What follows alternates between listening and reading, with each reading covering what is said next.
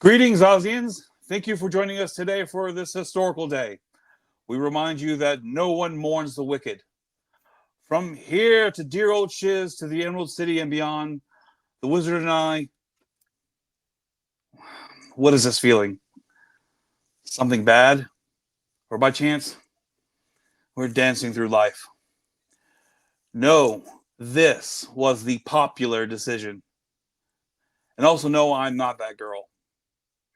One short day, a sentimental man descended from the sky, defying gravity and shining their wisdom and wonderfulness upon us. I mean, thank goodness. The wonderful wizard bestowed this podcast recording to reprise the notion that I'm not that girl, and as long as you're mine, no good deed goes unpunished.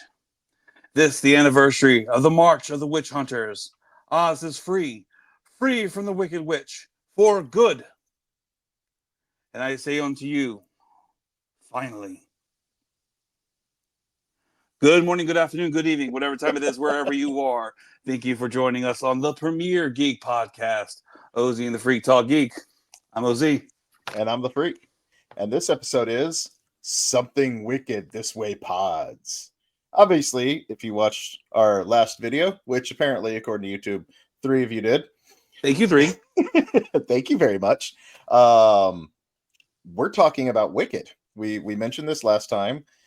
Justin over here is a pretty big fan of Wicked. Not just Wicked, but overall the Oz fantasy. Yeah. Hence the name.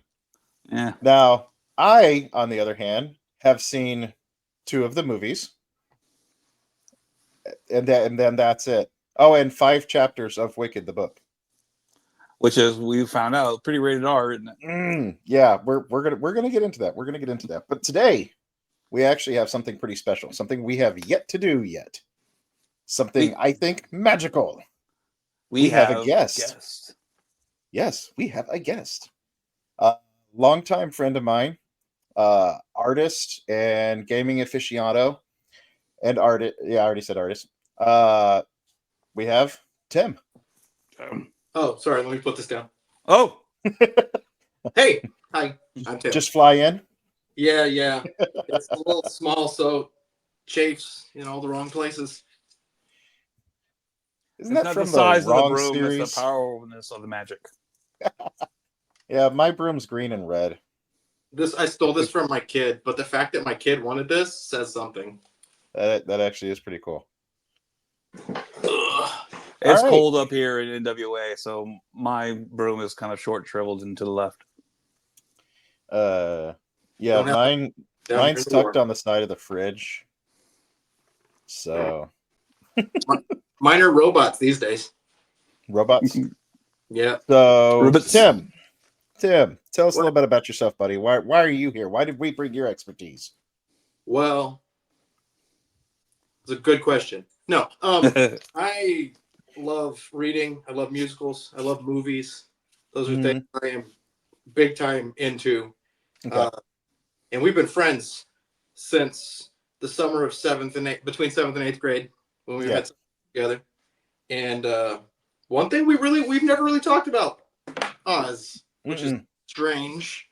But yeah, so my history with Wicked, and that's why you asked, because I brought it up. I mentioned it last time we saw each other.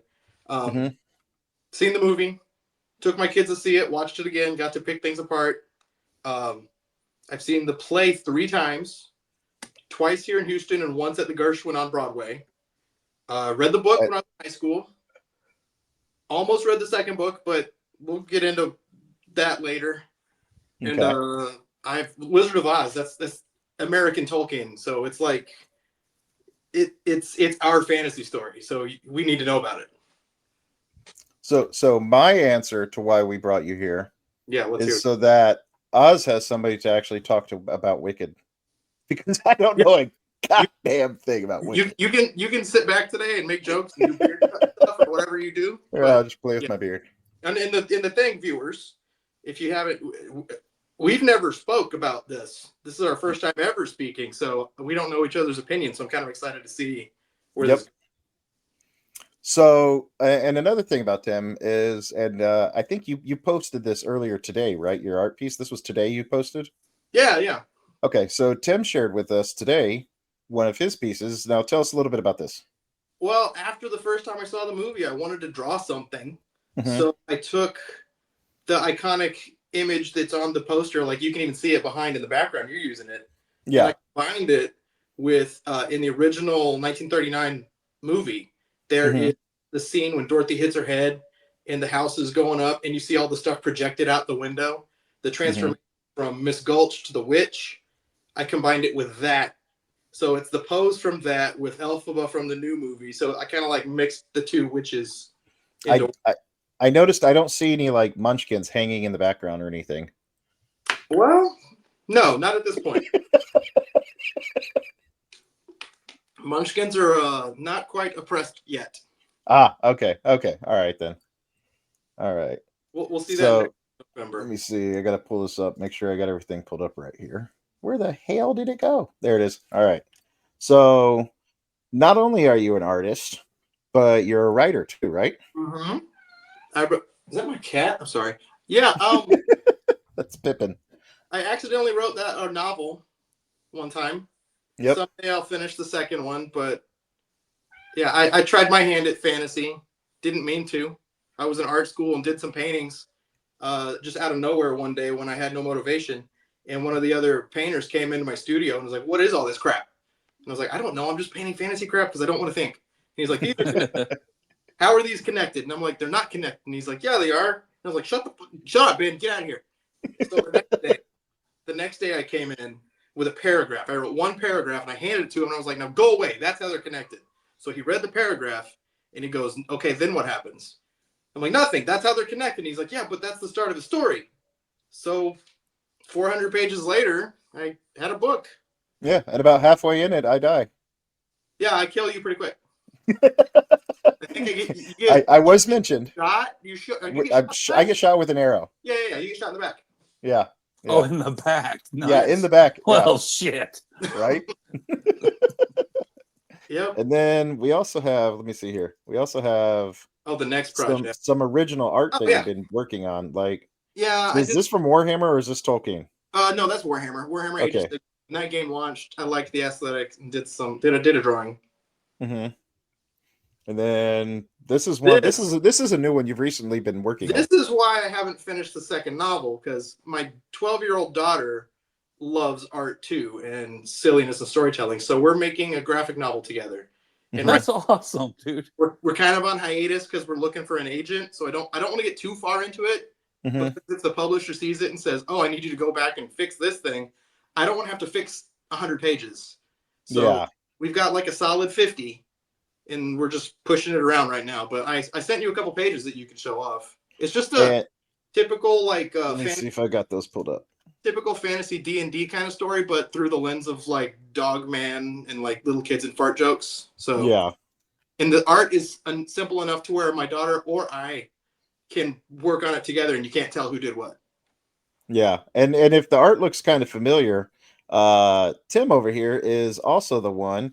You can see in our logo, the mirror always gets me. Right up here, right above me, the art for OZ and the Freak Talk Geek was also done by Tim. Funny enough, I drew that the day after we designed the characters for the graphic novel.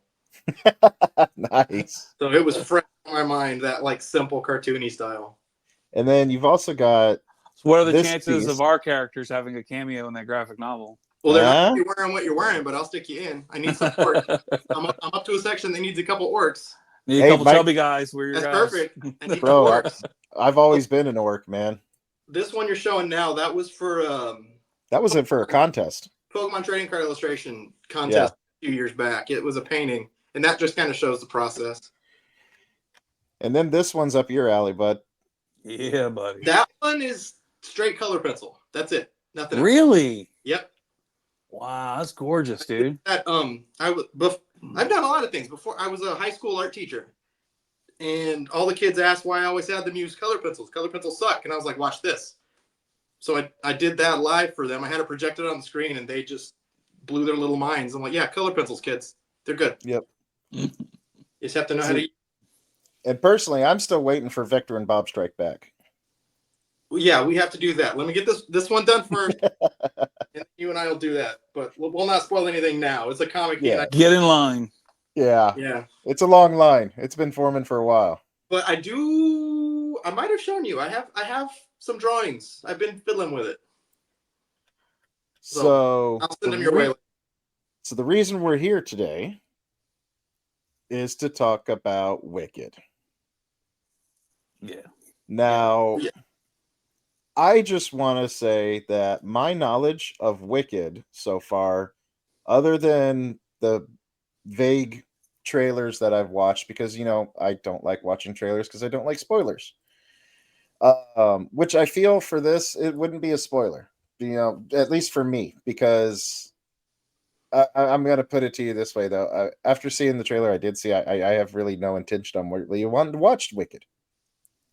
I know it because it's based off of the play. Right.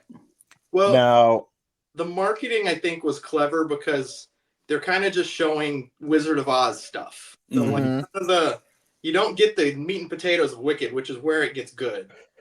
Yeah. So you're not going to catch all that until you see it. But from the surface, it's just a glittery musical. Yeah. So okay. So I do most of my reading on Audible. Okay. And I do want to say that this is slightly bothering. Okay. So you want to see the cover title for Wicked on Audible? The Wicked Witch of the West. Now that's the cover. That is the cover for the 1995 book by Gregory Maguire. They don't even have Audible. They don't even have the actual real title on that. I believe I gave No, you, they don't. They don't. Yeah, we have it. I'll get to that in a bit too. But this is the This is the cover for the Audible for the 1995 book. It makes sense for advertising to keep everything cohesive and everything going. Yeah, but let's say you get a kid that wants to read the book, and he goes on Audible, and he starts finding out that the Wicked, that not Glinda, but what's her damn name? Elphaba. Okay. It's and then she has another Familla or something like that because of the nickname or whatever. I can't remember it. Elfie. But so you find out that she's the product of pretty much a trollop who does a lot of drugs and probably got gangbanged by a bunch of elves when she was passed out. So pretty much product of rape. Her father was a priest. In the book, yeah. And so that's kind of screwed up. And the book, the very first part of the book, it features Dorothy and her entourage, and at one point the Tin Man is talking about her being a hermaphrodite, and then the Scarecrow pops in and she's like, no, she's not a hermaphrodite, it's a woman, but she's a lesbian. I'm not leaving. And I'm sitting here, I'm like, I had to stop the Audible. I'm like, wait a minute, am I reading the right fucking thing, or is this something else? No, man, if you want to know like some Tijuana level Oz stuff and what color Elphaba's pubes are, read the book. They're purple. Yeah. But she bites the hand off of a woman. The first thing she does at the womb, she bites the finger off a woman and is sprayed by blood, and they want to instantly kill her. I believe I think it was that she's tasted blood before the teeth of her own mother or something like that. Yeah, exactly. And they were afraid to breastfeed her because she grew with sharp teeth, like right out. She had no hair, not much hair, but she had teeth. No, I agree that this is probably not good for them. But if a child is downloading an Audible book without their parents' consent, then I blame the parents. Yeah, I mean, I get that, but I've been telling people that ask, they're like, I love the musical, I love the play, I like the movie. Should I read the book? And I'm like, okay, hold on. What do you like about the musical? Do you like the friendship? Do you like the sisterhood? Do you like the growth of these two characters? Because if you like that, don't read the book. Yeah, no. Yeah. If you like Dr. Dillamond and the Shady Oz Bastard and Madame Morrible, and you want to know more about what's happening there, maybe read the book. But yeah. So here is one of the original covers. That's the one I read. That's a punch out cover. It has a full illustration on the inside. Yes, it does. It's gorgeous. And unfortunately, I don't have that copy of that book anymore. But that is Mine's gone too. I know what happened, but that's a story for another day.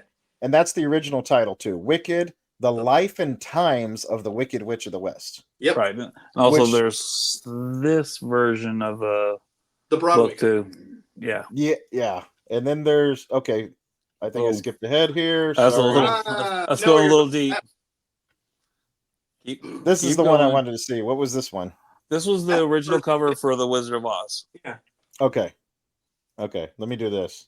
Here's one of my favorite editions. If no one's read it, Marvel's Wizard of Oz. I was actually rereading that on Marvel Unlimited before my subscription got turned off. Yeah. It was there gorgeous you go. artwork. There's your playbill. Yep. And that's the image that I'm actually most familiar with. Right, and that's what they're trying to do with the new posters too. But yeah, that was gorgeous artwork there in itself too. Yeah. I did see it myself in Houston. I can't remember the year. I can't even remember who was playing in the show. But I read the book. Gosh, 2001, 2002. Yeah, So it's been out for a few years. But it was before the musical came out, or at least before I was even aware of the musical. So I was super excited when I found out the musical was coming. Okay, so you read the original 95 book before you saw the musical. Yes. And even okay, so both of y'all read the book before you saw the musical. Yeah, same. And y'all still pretty much was on par, still both fell in love with the musical? Yes. No, or not at first. Not at first. Okay. Let me put it like, I love the music. I love that the musical exists. I love that we're seeing another stage adaptation. I'm a drama nerd or a theater nerd, so another dramatization on stage of Wizard of Oz telling a new story is fine.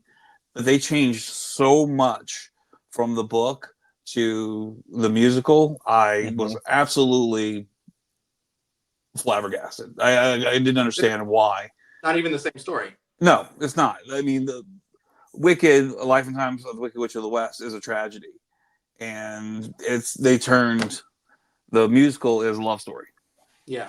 So let me defend. Let me defend okay. for the musical now, and I've gotten a little older. So either way, I see it. Wicked and Wicked, they're both fanfics.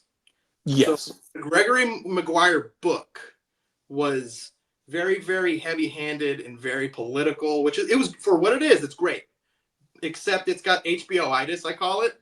Every 20 or so pages, you need some graphic sex or violence, just because. And I like the way the story went. Her son and everything, all that nonsense. But the play. I'm an old school Oz head. I love the L. Frank Baum stuff. I love the old movies. And I feel that the play, which they have the same name, but they're not related.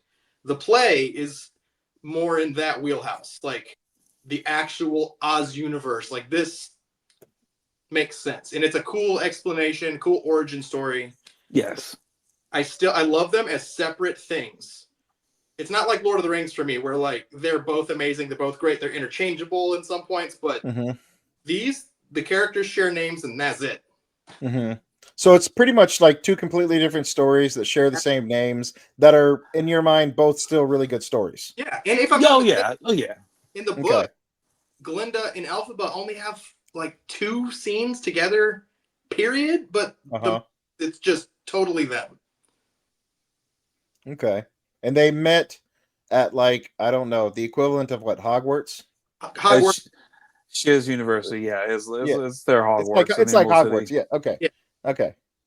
So what I did is I pulled up a list too that I wanted to pick y'all's brains about. And it's a screen rant about the 20 of the biggest changes. I'm not going to go over all of them, but the biggest one that people said the biggest difference between the book and the movie and the play is the time dragon clock is given no context in the movie other than just one mention. It exists. Yeah, and in they vaguely show it, right? In the play, it's above the stage at all times, but it doesn't really take part. So, and in the book, there's this whole religious, I guess, cult or whatever based around the time dragon clock, and this is just from like the chapters I have read so far. Did they just not want to have this big dragon clock with the puppets? It's too much Or- exposition. It's too much exposition that'll be for a play. Mhm. It really is. It's important to Elphaba's origin, Mhm. but it's way too much exposition for the play. You can have a nice, shiny, weird thing to help out the fanboys to make us go, "Ooh, look at that!" But then after that, and at that point, there's no point in having it in the movie. Okay. Okay. So let me see what we got over here too. I don't know how to pronounce her damn name. Elphaba, Uh, no, Nessa Rosa. Nessa Nessa, Rose. Okay. What's a big difference between Nessa Rose in the book and Nessa Rose in the movies? a couple appendages. Mm-hmm. Yep. So In the books, Nessa Rose was armless. okay, Mm-hmm. yeah, But in play, she's just a paraplegic in a wheelchair. yeah. Which and who is Nessa Rosa?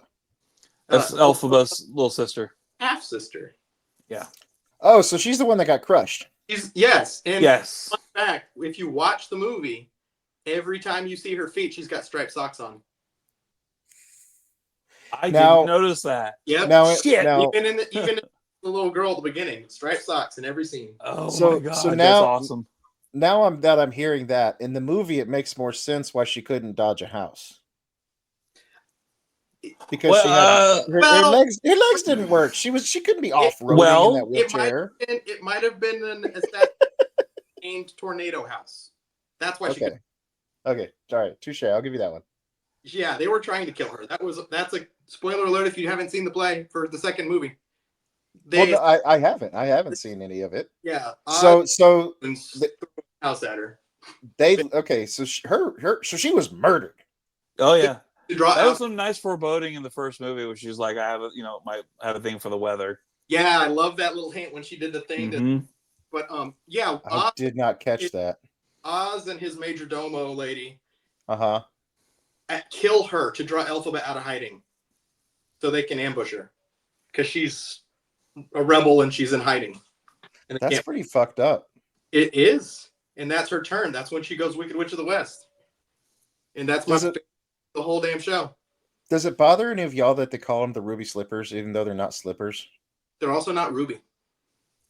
Yeah. The ruby-esque color. No. They're silver. No. Not even in the play, dude. Except Really? they only made them red because they just started coloring the film. And it Yeah. MGM needed something to pop with the color movie. So, but yeah, in the original Alfred Baum books, there's silver slippers. Yep. Silver shoes. And those ruby slippers have become iconic Sure. throughout the ages. They got a shout out in the movie. They got a little cameo during one of the songs in Popular. They're even in that book. She grabs a pair of red shoes and clicks them together 3 times as she carries them to her. Yeah, I saw that. I caught that one. That was a good one. Little nod. She even has ruby slippers in that book you were holding. No, right? That's what I was looking for. It's really hard to see, but look on the cover. Those are silver. Wow. Okay. Well, at least they got them right there. Yeah, I was trying to picture. This is a great adaptation.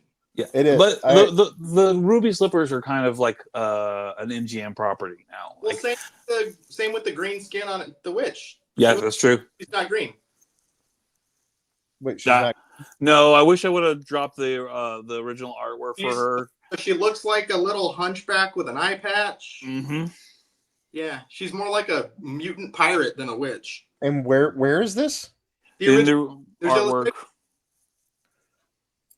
But this Okay. they even went with green just because it prints nicely. Yeah. Okay. Let me see here. Something about female students at the shiz aren't chaperoned. Right, they're Is that supposed a to have thing? their amas. They're supposed to have their amas, so they're all supposed to be chaperoned by like a handmaid type of deal. Mm-hmm. But it's just unnecessary. Yeah. It's just good for exposition in the books. Okay, and another one I saw. Let's see.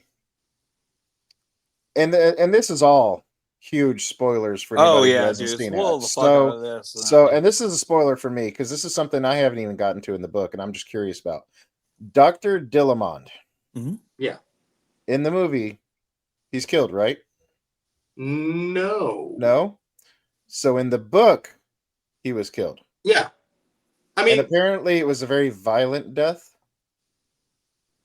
It remains to be seen if he comes back in the second movie. Maybe they will kill him. But I remember, I haven't seen the play in a while, but it's kind of ambiguous as to his fate after he was arrested and taken. Okay. Well, they kind of showed it where the capital A animals are starting to regress back to being lowercase a animals. Yeah. And they get into that in the later books after the Wicked books. Yeah, that's like the main plot shift, I think, from the book to the play. Elphaba she fought for the rights of the animals. Like, she was a rebel guerrilla warfare kind of person. But in this, she's like, oh no, let's save the lion in class. Yeah. And then, no, she was all about Professor Dillamond's rights being taken away. And that was the Kickstarter. And then with her and Fiero like rescuing the cowardly lion, it was just to show the lion. It was the same thing in the book, though. But her and the kickoff for her like cares and what she sees as the wizards trifling with society was like how animals' rights were being taken away. And this is where the political stuff and religious stuff that Gregor Maguire gets into with the Wicked books. Okay. A little bit of it you see in the movie, because in the scene towards the end where Elphaba, he tricks her into casting the spell. Get down from there, stupid. Sorry, my cat. Where he tricks her into casting the spell to give the monkeys the wings. Like, he's capturing animals, but if he can use them, they're okay. Like, if he can take advantage of them, he'll keep them around. But if they're no use to him, cage them up, get rid of them. Okay. So he doesn't regard them as things. He regards them as tools. Like, he even slips and calls them spies, and that pisses off Elphaba in the movie. So, and that was one of the things I wanted to ask about too, because I have not gotten that far into the book. And I've not seen the movie, but one of the things on Screen Rant where they're talking about the big difference between the movie and the book, it has to do with Elphaba accidentally creating the flying monkeys. Yeah, with the Grimoire. Okay, and so how do those scenes differ, I guess, from the movie and the book? Or how is it done? I gotta be honest, I don't remember. I think it's I want to say it's pretty close, actually. Yeah. To what was in the movie.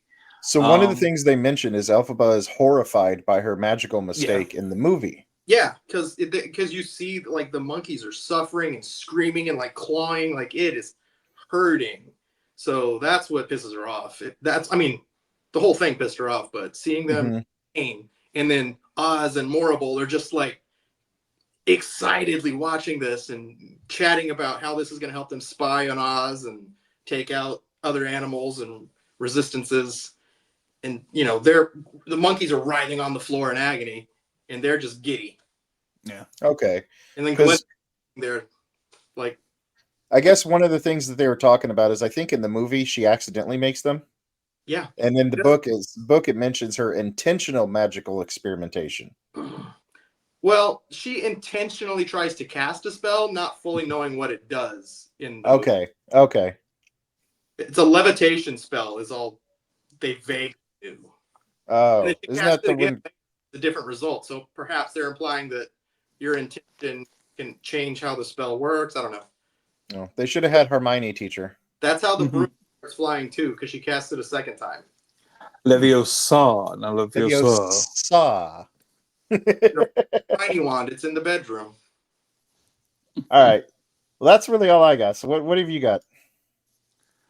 Well, I just think that I just wanted to talk a little bit, and I threw some pictures at you for this. Wicked is not the first stage adaptation of Wizard of Oz. I just kind of wanted to share like that photo that popped up earlier. This was from the 1902 play.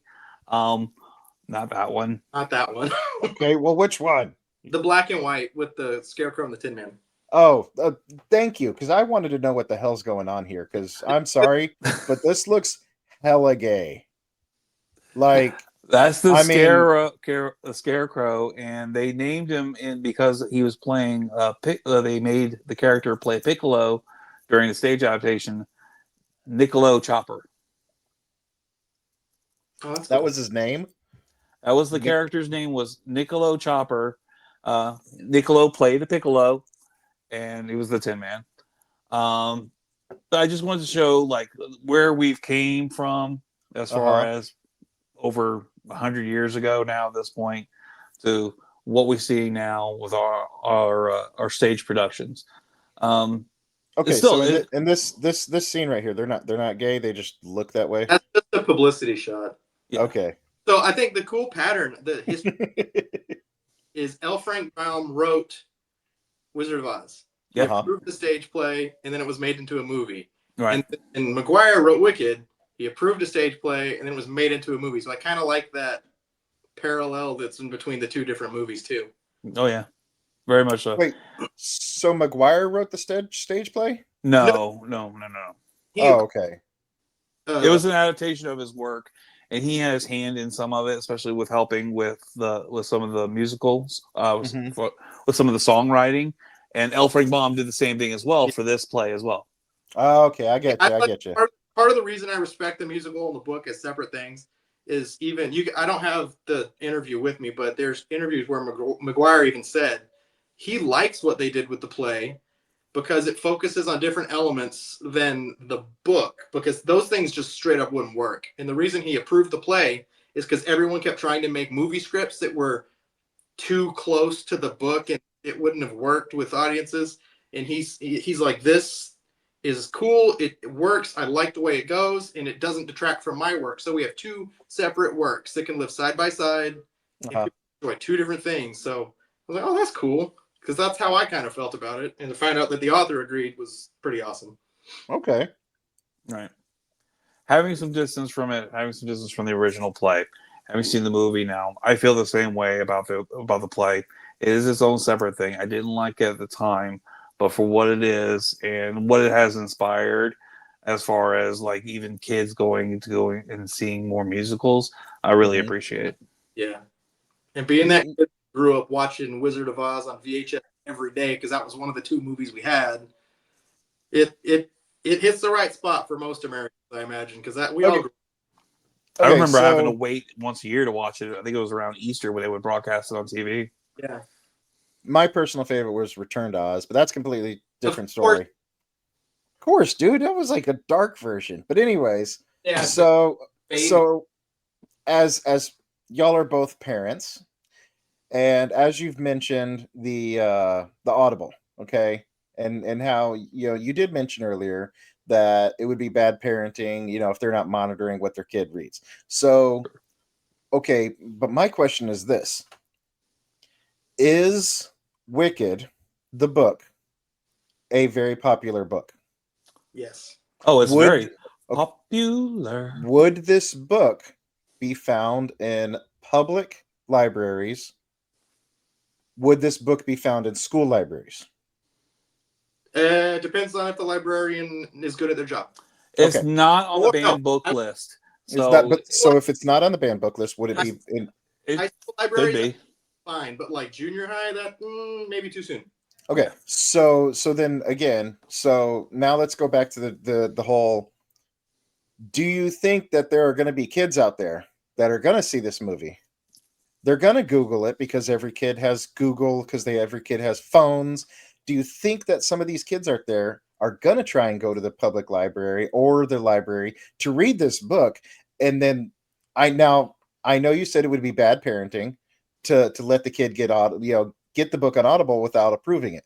But what if a kid goes and gets the book from a library and starts reading that? If they got through it in stations, as a former teacher and a parent, yes, absolutely. If I walked in and I saw Lily reading it, I'd walk away. I wouldn't take her to get it, but if she somehow got a copy and started reading it, come on. It's okay, but let's say for the parents who haven't read the book, And the parents who only know of the movie based off the Broadway play as a happy kind of musical. Well, we're just that'll just be a fun surprise for them to discover. I'm just saying. God, I would So love do to be a y'all fly think? on the wall for that one. Yeah. So do y'all think that this would be an issue? Oh yeah. Oh dude. yeah, it already is. It already. So this already is an issue. Oh, dude, just get on Instagram. Oh man. See, I don't do Instagram. I don't either. To me. All right. Was that? A lot of Karens and warning videos. All right. What you got next for us, Oz? Well, I was just wanted to bring that up. We were talking Mhm. about the history of it. I want to show the cast comparison between the original Wicked Plays cast of Idina Menzel and Kristen Chenoweth, and up against Cynthia Erivo and Ariana Grande. And I got the right picture this time. perfect. There you go. Now, do you know Idina Menzel? Freak? No, nope. All right, so she played Elphaba in the original stage production of it. She also happens to be the voice of Elsa from Frozen. Oh, I'm surprised I don't know her. Elsa's one of my absolute favorites. No, I love Frozen. She got that because of her belting Defying Gravity in Wicked. Mm-hmm. Okay. No, that's amazing. No, because Chenoweth, just get on YouTube and go to her channel, sit back and enjoy. It's a manic train wreck. Like, she did a tour of 7-Eleven earlier today. It was great. Yeah. How do you even spell that name? What's her name? Kristen, Kristin, Chenoweth, Chenowith. Okay. All right. Yeah, she's a good time. And you've She's seen not bad her looking either. You've seen her in other movies before, dude. Maybe not in the singing capacity, but you've seen her around. She's been in TV shows and stuff too, here and there. Mm-hmm. Okay, well, I take it back. She wasn't bad looking back then. No, she's not bad looking now. She's just older. I think she's maybe had a couple surgeries. In this region. Yeah. Sure. No, I went into this going to see this movie. I absolutely just wanted to hate it. I wanted to hate this movie. I wanted to hate this movie based on like some of the interviews that Cynthia Erivo has done, and I was like, I don't know if I can support this movie. I don't know if I want to like taint any of what I remember from the book or what I remember from the original stage play. And then, but I am so glad I did go see the movie, though. It is the best visual representation that we've had of Oz and the Emerald City on the big screen. It is an absolute feast for the eyes. And now, other than Kristen Chenoweth, Ariana Grande is my Glinda. Like, so it's hard to say that out loud, isn't it? It is. Ariana Grande ate I that fucking roll up, and she is so amazing. On the second viewing, it was even more obvious because the first time you're just overwhelmed and taking it all in. Mm-hmm. But the second, because I was talking to my wife before we went the second time with the kids, she's like, during the opening song, "No One Mourns the Wicked," she's like, Linda didn't show any emotion, didn't show any remorse. She like, and I'm like, yes, she did. Watch, and then we watched it, and like, she has these like little micro movements in her the react, because she's the whole point is she's the government mouthpiece. She has to fake it, and so, but like, she's trying to sing this song, and then the Munchkins are like, "Fuck it, the witch is dead, blah, let's burn it," and she's trying to still, but you can see the agitation. It was like she was mourning. She was absolutely mourning, and she couldn't let it on. But you could tell. It's worse when you realize she's not singing about Elphaba. She's singing about herself. Yeah. Because that's that she just found out, everyone I love is gone. I'm stuck here with this horrible regime. Got to fix everything. Yeah, it's rough when you know. And there's so many cool little Easter eggs. Like, did you notice the very first figure you see in the movie is a spoiler for the end? I didn't notice that. So there's a part at the very beginning where they're coming out of the castle after they show her hat in the puddle and the monkeys are flying, and they go across this drawbridge, and then eventually you see Dorothy, Tin Man, and all them walking the but just beneath them, you see a lone figure on a horse with a huge cloak just running out of away from the screen. I didn't see that. Yeah, Who is that? That's I don't know if I feel comfortable spoiling that. yeah. I'm gonna leave that one alone. Well, Let's okay. just So say when does he it's come back? That's a different ending than. It's different than the book by far. Yeah. Okay, so when does this person come back? When do we see this person again? The very end of the play, very end of the second movie. Mm-hmm. It's a loop. The movie starts at the end of the play. It's like Dorothy just killed the witch. She's walking back with the broom to the wizard, and that's where the movie started. And then explain the past. Okay. So Freak, you haven't seen the movie, and you don't know really what's going on. So let me give you the condensed version of what happens. Okay. Elphaba is born. She's born from mysterious intents. Elf rape. Okay. She is raised and she goes to a magical university where she winds up rooming with who eventually becomes the Good Witch of the North. Okay. Being very young and being like a sponge for society, she becomes radicalized for discriminatory and actions that are happening upon a people who are being ostracized from the society. The Munchkins? The animals. Oh, the animals. Okay. All right. So she rises up and becomes part of a rebel group that are going against the tyranny of what is actually happening from the Wizard of Oz. Because he's the one what's happening to the animals.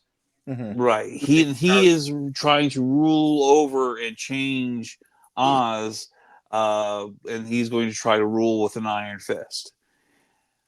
So it's making the Wizard of Oz more of a menace than just the bumbling humbug that he was in the original book and movies. Okay. So, and then it's going to be about how the Elphaba rose to power and then eventually fall. Because her intentions are noble up until the wizard murders her sister. Yes. And then Glinda gives her mother's shoes to Dorothy, and that she just loses her shit. Yeah, because that's how the book actually starts. The first Wicked movie takes place before Wizard of Oz. Mm-hmm. The second movie happens mostly simultaneous to the Wizard of Oz. Mm-hmm. Okay. So, Wizard of Oz from Elphaba, from her viewpoint. Point of view, yeah, okay. Because even in the original movie, the wizard's the villain. He always was. Yeah. The wizard just wanted her sister's shoes. Right. That was pretty much, yeah.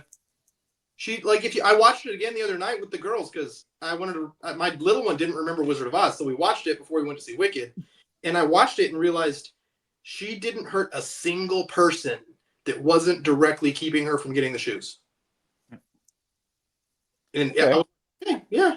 All Glinda had to do was mind her own fucking business. Yes. Leave the shoes where they were.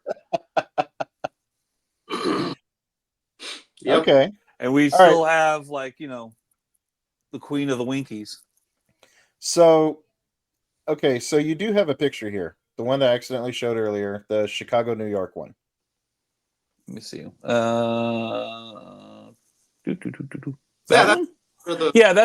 the cover for the original book. And as you can see, with the pictures by W.W. Dinslow, he's the one that worked with L. Frank Baum on what these characters actually look like for the original book.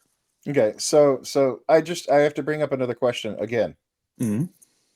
Was the Scarecrow and Tin Man originally supposed to be gay? Because here we have them holding hands again. Dude, it's the 19th.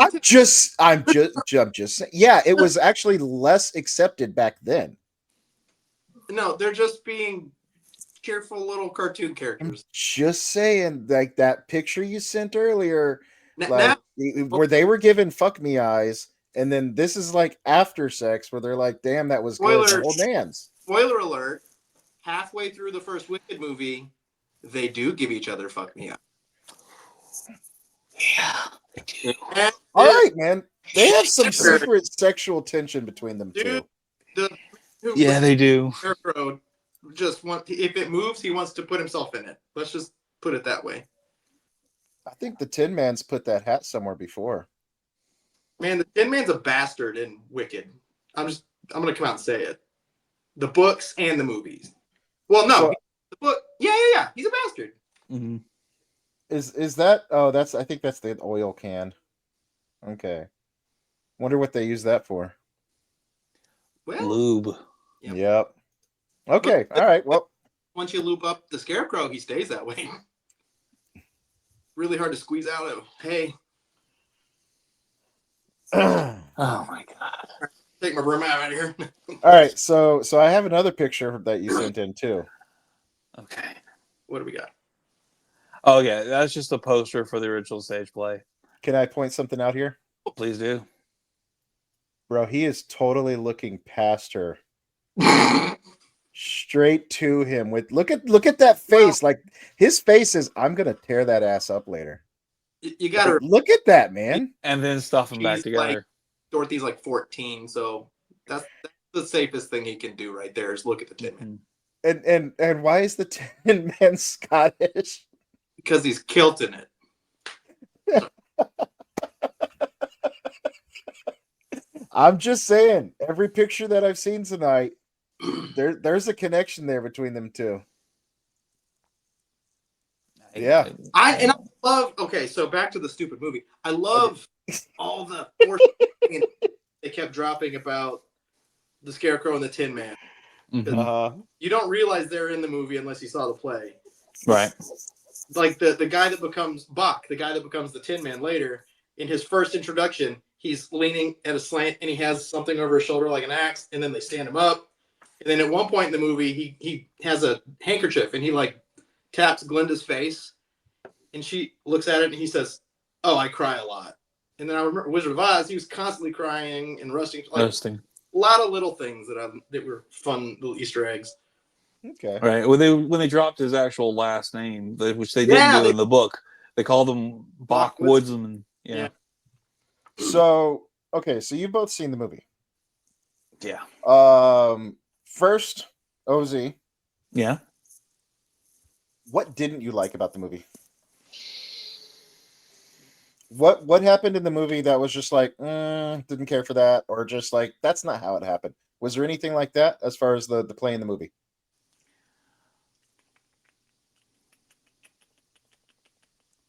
Tim, same question next. I know I'm thinking. Gosh, man. But you know what I do like that they did with the movie that they didn't? No. I want to know what you didn't like. You know what, dude? I can't. I absolutely loved it. I absolutely just soaked it in. So okay. I'm disappointed, but I know why they split it into two, so they could do more. So I can appreciate that. So I'm not even mad at that. I can't think of anything that I'm disappointed in or that I didn't like. The casting works. As much as I wanted to hate the actress playing Elphaba, she's amazing. Dude, I painted her. Right. One, two. Right. Jeff Goldblum as the wizard makes so much fucking sense. Michelle Yeoh as Madame Horrible. So the casting, top to bottom, is fantastic. Yeah. Notice if you're a musical dork, the new character at Shiz, the headmistress, is the bearded lady from The Greatest Showman. Is she really? Yep. That's awesome. Shit, I even love the cameo with Kristen Chenoweth and Idina Menzel. That was hilarious. That one was specifically for the theater nerds, and I absolutely loved it. They brought in the original Elphaba and Glinda from Broadway, and they gave them a scene in the movie, and it was hilarious. Really good. So good. I can't. You know what? I can't think of anything I didn't like, bud. I'm sorry. Okay. This is one thing I don't have my flaming arms on. You already know. I told we were drinking a lot when I said this, Jip. So I'm gonna say it again. Here's how I feel. No, I mean it was a lot. How I feel. Yeah. Oh, I know. My favorite movie for the past 20 years. Say Lord of the Rings. All three of them. It's one thing. That's my favorite movie. Yep. And the Hobbit movies. No. Lord of the Rings. Okay. So come next November when I see Wicked Part 2, Lord of the Rings might be taking second place. because when you said what did I not like about Wicked, Yeah. absolutely nothing. Okay. Twice and I'm ready to go again. Yeah. Really? So there's not one complaint about the movie. Not a single one. And that's Man. Y'all are You know, better than I am, because I'm sure I could find a lot of reasons to bitch about it. Maybe if it was an adaptation of the book and not the play, I would like it more. Well, yeah. It'd also be easier to nitpick because there's a lot they could screw up. Yeah. Well, yeah. I mean, anything taken after a book they're gonna screw it up. Whether it's a comic book, an illustrated book, or just a regular book itself, you're not going to be happy with that movie. There's gonna be parts that they're gonna fuck up, especially if you've read the book before seeing it. You know, like the X-Men movies. God, they fucked so many things up. You know, they still have been fucking things up. That's why it's an adaptation, bud. Exactly, and but it's hard to take it as an adaptation when you grow up reading this stuff. But I'll also say that in the history of plays that I've seen that have been made into movies, this is one of maybe only two that I think is better than the play. Like, the play is great, but this has kind of replaced it for me. And the other one is The Producers. Like, I would say Rent. I don't want to talk about Rent. Repo the Genetic Opera? Yeah, there you go, Jeff. There you are. There you go, buddy. Good I job. like musicals too. Good job. Rent is the one. Everybody's got AIDS. Oh, sorry, no, that was Team America. That was Team America. That was Team America. But that's how it was. Just an assault on my senses. 2.5 hours with 90s rock music and AIDS. It wasn't that, but too much. It was overwhelming. It's kind of like Jesus Christ Superstar. Yeah. Come on, bud. Pull one more musical out your butt. Come on. Opera. The play is better than I was going to say Phantom of the Opera. Have you seen the sequel? Video for another time. I tried watching the sequel. Yeah, that'll be a video for another day. But I tried to watch the sequel, but I couldn't finish it. I think it'd be better on a stage. I think so. I really think so. Plus, maybe if I had like Gerard Butler and a good cast as well. But I couldn't. They're old enough to do it. The time. I'm not quite sure how to help you with that. Sorry, my Alexa just yelled at me for no apparent reason. She doesn't know what the hell to do with it. Yeah, she doesn't. God damn woman. Shit, I had. Oh, okay. Follow up on our A Week in Geek. Oh. Question you asked me. I would like to know Tim's opinion. Uh-oh. Ozzy asked me if I spent my $12 and went to a theater, would I be okay or would I be upset with people in the audience singing along to the songs? No one sang in either of the screenings. Really? I almost did twice, but I stopped myself. So I imagine a lot of the people seeing it have been to a play. So you don't sing in a play either, but nobody sang. And I was in 2 full houses. Because those people know to keep their mouth shut at a movie theater. Now, AMC is releasing the sing-along version on Christmas. And I'm going to be there. I'm going to be drinking. I'll be screaming. Okay, so now that's it. That's expected. To me, it's right up there with a midnight showing of Rocky Horror Picture Show. Thank you, Rocky Horror Picture Show. I would expect everybody to be singing at one of those shows. Well, because that's what you go to that show for. We purposely took the kids last week on Monday. Initially, we told them we're going to wait for the sing along. We'll go see the sing along. But then I was like, no, I want the kids to see the movie. Yeah. So then we went to the regular one, and it was great. Okay, so nobody's saying, but if people did sing, would it have bothered you? I would have got. Yeah, you remember? I used to manage movie theater. Okay, so you are on team. You're at a movie. Shut up. Yeah. I'm sorry. I paid my money. I'm gonna fucking sing, and I did sing, and there were other people singing in the movie theater, and we had a good old time. So fuck you guys. We're singing. I'd also like to point out that he's in Arkansas and we're in Texas. So maybe there's a thing there, like you don't like Neither- Texans. Classy, I don't know what you're saying. Like I don't know. Maybe people in Arkansas are okay with singing out loud in public, and people in Texas are like we're stern. We're more like shut the fuck up and watch your movie. Well, to be fair, I'm living in a college town with a lot of liberal arts Yeah, that makes students. So This checks out. yeah. And I don't care. I'm sorry, I paid. I'm gonna sing. I was like belting out and dancing in the goddamn, in the rows. But I was singing along. Well, shit, why not, man? Well, I do think it's funny that close. I started to, but I was like, oh. I do think it's funny that you did mention they are coming out with a sing along, because when he asked me that question, I literally told him, "Look, are there words and a little bouncing ball on the bottom of it? This isn't a sing along."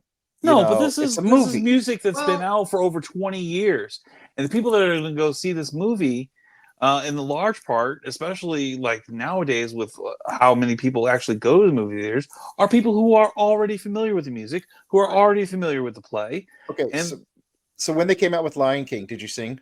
You goddamn right I didn't, because I didn't go see it. Well, I did, and I didn't sing. Well, that's your fault. Song, and it was a damn but like asking me not to sing is like asking me not to like laugh at a fucking movie. Are you shushing people who are laughing in a comedy? No, not really. No. Then why not sing while you're watching a goddamn musical?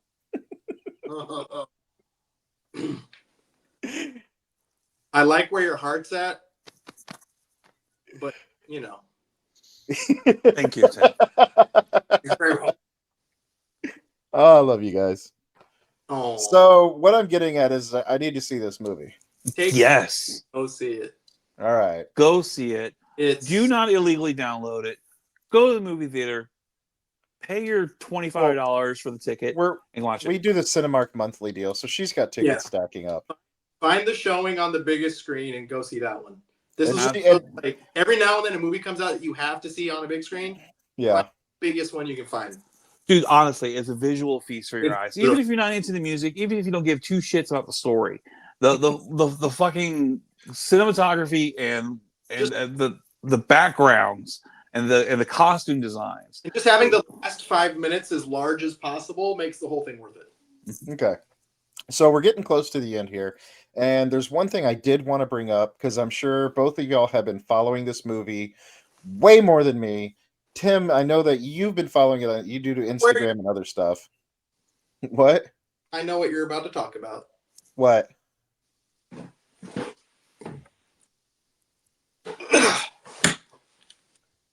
Are we about to talk about the Lord of the Rings movie coming out? No, actually, I was going to continue talking about the. I was going to continue talking about the the Wicked. We'll have you back on it for the Rohirrim. Yes, but we have to watch that first and finish that. The reviews are out. Not going to say a word. Already read them. Can't please them all. So my question is this: the actress that played Elphaba. Yeah.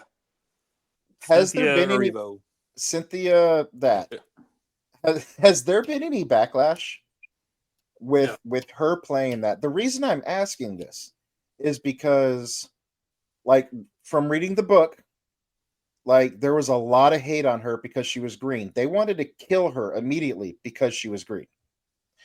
In a way, like in a modern setting, that's like hating someone for being another color. So I'll say, and we have a black woman, playing the green hated witch. I think it was a smart choice. So I'm just curious if there's been any backlash there. No, I think that was genius. Like, okay, I think it was a cool idea, but at the same time, I'm like getting close to that line, but I don't know. If anybody could like what's the word I'm looking for? Feel what the characters felt, empathize. Yeah, thank you.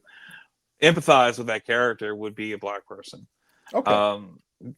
Absolutely, and she has got the singing talent behind her already for that role. So it was perfect trailers. casting. I've heard her voice. Her voice is amazing. I've from what I've seen, her voice is absolutely amazing. Ariana Grande. Related? I know she's a unrelated musician. I have to say, Cynthia Erivo. After watching the movie, I watched some behind the scenes stuff, Uh-huh. Her real speaking voice might be the most sexy, appealing thing I've ever heard in my life. I showed Lauren, my wife. I was like, if I meet her, I'm going to jail or I'm going to date her and we're getting divorced. Like, that's all there is to it. Just bring an extra pair of shorts. If she says one word to me, I'm hypnotized. Awesome. Whew. I love that. Well, yeah. Do y'all have anything else? Get out and go see this movie. Enjoy a musical while you can in the movie theaters. I don't know how much longer we're going to have movies in movie theaters to begin with. So get out, enjoy it. I give it 2 thumbs up. All the thumbs. All the thumbs. All right, cool. I mean, y'all. I mean, you. I'm gonna go see it. You know, I kind of have to. I feel obligated now. I have to go see it, especially making a podcast out of it. I have to see it. You Plus, should. The missus really wants to see it. You should, but you should definitely finish reading the book more than anything. The book, once you get started, and I want to talk to you, Tim, about why you haven't continued on with the series. But the book and the series of books that follow it are amazing fantasy books. So, Tim, why haven't you finished the books? Okay, so I didn't want. I might someday, but I got to the end of it, and that's when it took a sharp right turn from Wizard of Oz into its own entity. Like, it could have been a whole fantasy series unrelated. Mm-hmm. Happened to take place in Oz. Like, I love the book, but I do give Gregory Maguire some shit because the only reason people read his book is because we already know these characters. Mm-hmm. You could have changed their names and it would have still been the same book. Like, Oz was just, it was a cop out. Using that setting was a cop out, but it was great. But that was for his. I was reading about this when he was trying to figure out and map out whether or not there was naturally occurring evil, and where does naturally occurring evil or evil origins in fantasy occur. And by telling the story of the Wicked Witch of the West, and even going into the other series of books that he had, including Confessions of an Ugly Stepsister, right. He goes into nature versus nurture, and where the source of evil comes from, especially for these characters that are iconic in our fantasy history. And that was one of the things the missus was talking about is, did she become evil? Because she hasn't seen this either. So did she become evil? Like, is it nature versus nurture? Like, how did she become the way she was? And that's one of the things. Those are the lines that start the movie, Jeff. Really? The speech. But yeah, like I said, I liked the first book, but then it became its own thing, unrelated to my precious Oz, and focusing on her weird kid with the name, and I was like, this. I don't want to read about child abuse, baby. I'm good. But maybe I'll get back to it. But that's why I stopped then. Mm-hmm. This was high school me. Well, so far I'm reading the book. I'm a few hours into it. It's a 19-hour read, and I like the book. I really do. So even if this book had nothing to do with Wizard of Oz, I would still read this book. And that's my thing. It could exist without Wizard of Oz. Absolutely. It's a book. Yeah, absolutely. From what I've read so far, this book, I'm a sci-fi, and fantasy lover. And this book, it isn't something I would normally read, but it's 100% there. Right. Like, I continued on with the books because any more of the Oz as a fantasy setting is my favorite fantasy setting.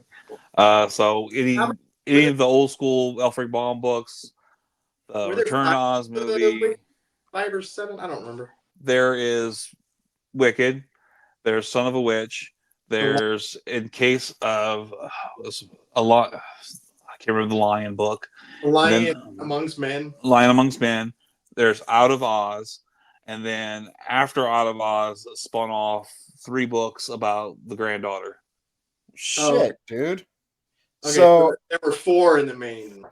There are 4 in the main. Okay, I probably thought 5 because the other ones. No. So I thought there was like 2 books.